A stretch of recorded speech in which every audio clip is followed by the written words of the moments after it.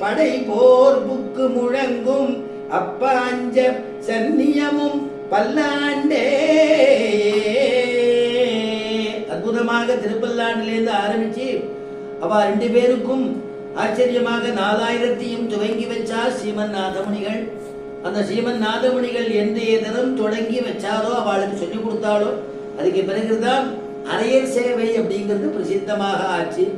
அரையர் சேவை தற்சமயம் ஸ்ரீரங்க கஷேத்திரம், முதலாவதான திருப்பதி, அப்புறம் ஸ்ரீவில்லிபுத்தூர் சொல்லக்கூடிய ஆண்டாள் எழுந்தெழுக்கக்கூடியதான திருப்பதி, ஆழ்வார் திருநகரின்னு சொல்லக்கூடிய இடத்துல இன்றைய தினமும் இப்போ இந்த காலத்திலையும் அந்த திவ்யதேசங்கள்ல விடாதபடிக்கு அரையர் சேவை ரொம்ப அற்புதமாக பெருமாள் காது குளிரும்படியா, மனசு குளிரும்படியா, மனத்துக்கு இனியானேன்னு எப்படி ஆண்டாள் பாடினாலோ அந்த மாதிரி மனத்தை இனிமையாக வைப்பதற்காக அருளி செயல்கிற தமிழ் இசைய சங்க தமிழ் மாலைய அற்புதமாக தாளத்தோட கூட அதை பண்ணி கொடுக்கிறாளும், அதை பெருமாளுக்கு சமர்ப்பிக்கிறாளும்.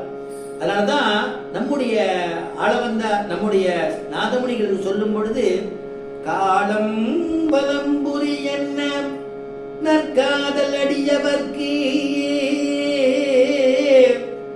காலம் வலம்புரி என்ன நற்காதல் அடியவர்க்கு,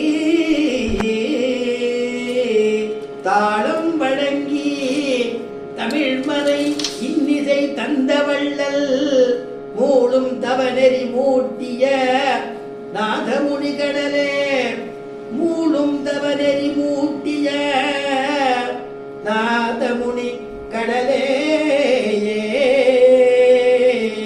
மூளும் தவநெறி மூட்டிய நாதமுனி கடலே, நாடும் தொழுதெழுவோம் நாடும் தொழுதெழுவோம் நமக்கார் நிகர் நானிலத்தேயே.